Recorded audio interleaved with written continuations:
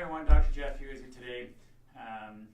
When I go to the gym and look around at people exercising, sometimes I kind of cringe at what they're doing because, man, it's just bad. One of those exercises I look at people doing is sit-ups. Sit-ups was originally designed to work your abdominal muscles, and what they have found over the last number of years with research is that your abdominal muscles really only fire in that first 35 to 45 degrees of a sit-up. So we get Miss Bailey here down. So she's going to do a sit-up for us. And when you do a full sit-up, what happens is that first half is what your abdominals are firing. Once you get past that, your hip flexors that are firing, you really want to get your hip flexors really, really tight.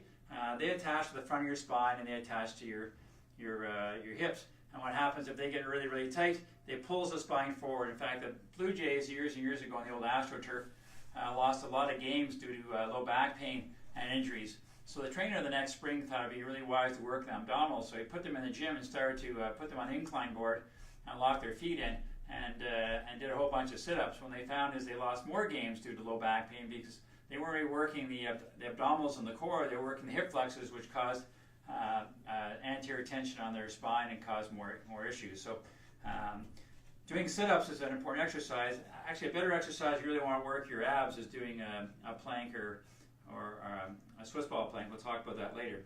But when you're doing a sit-up, one thing you don't want to do also, I see at the gym, is people will be in there in the beginning, someone will lock their feet or they'll put the feet underneath something and do a sit-up. And that's a lot easier, isn't it, Bailey? Because you're not really working abdominals, you're working hip flexors, and that's not muscles you really don't want to work. So we really want to work those abdominals, and one thing you want to do is a crunch. The other thing I see people doing is they put their hands back like this and they start to yank on their head, and all they do is stress their neck and hurt their neck.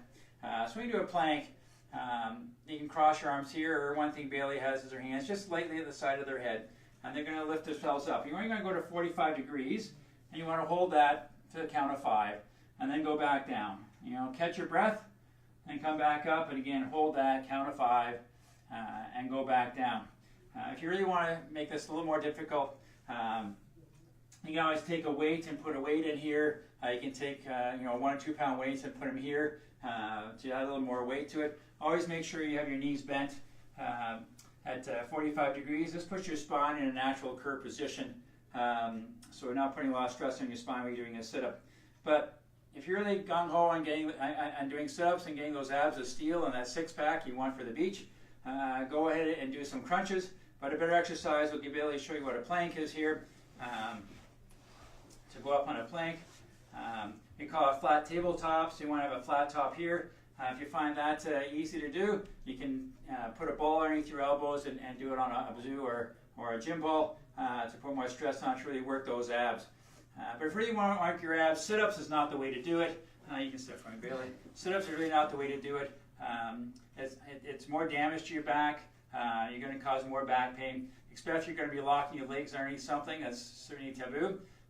So just if you want to do something, work on a crunch. If you want to get more ab work, work on a plank. If you have any questions about sit-ups or working on your abs, you can always email me at jgoldsworth@goldsworthwellness.com, or you can talk to me through Facebook, or you can always come in and see us. I'm Dr. Jeff. I've got your back.